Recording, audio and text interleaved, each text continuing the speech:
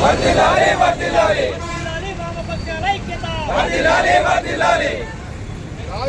చేయాలి, బడ్జెట్లో నిధులు తీసుకురావాలి, బండి సంజయ్ వెంటనే రాజీనామా చేయాలి, బడ్జెట్లో నిధులు తీసుకురావాలి, బండి సంజయ్ వెంటనే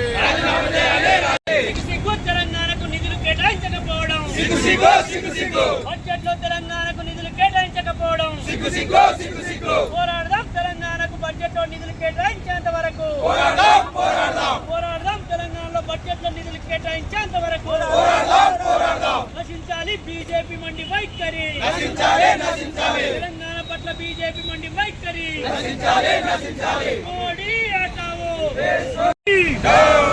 పోరాడదాం తెలంగాణ రాష్ట్రానికి అధిక నిధులు కేటాయించేంత వరకు, వర్ధిల్లాలి వామపక్షాల ఐక్యత.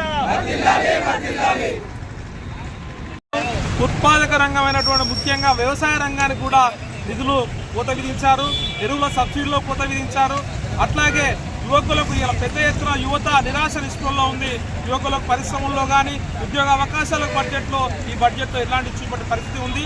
ఈ తెలంగాణ రాష్ట్రం పైన కూడా పూర్తిగా సవత్తల్లి ప్రేమ చూపిస్తున్నటువంటి ఈ బీజేపీ ప్రభుత్వం దమన్ నీతిని ఎక్కడికెక్కడ ఎండగట్టాలని చెప్పేసి, అట్లాగే ఇక్కడ బండి సంజయ్ ఇక్కడ కేంద్ర మంత్రిగా ఉన్నాడు, కరీంనగర్ ప్రాతినిధ్యం వహిస్తున్నాడు.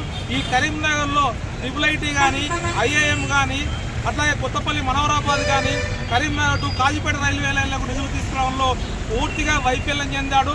నిధులు తీసుకొస్తాడా, రాజీనామా చేస్తాడా అని చెప్పేసి మేము ఈ సందర్భంగా డిమాండ్ చేస్తున్నాం.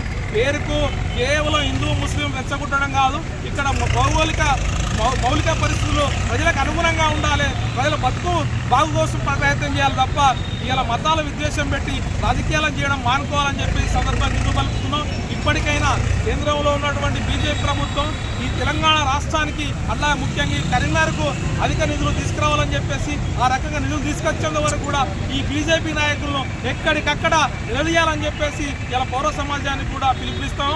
అట్లాగే రేపు భవిష్యత్ కాలంలో కూడా బీజేపీ దమన్ నీతిని ఎక్కడికక్కడ వామపక్ష పార్టీల ఆధ్వర్యంలో ఎండగడదామని చెప్పేసి ఈ సందర్భంగా తెలియజేస్తున్నాం. వాసుదేవ్ రెడ్డి, CPM జిల్లా కార్యదర్శి.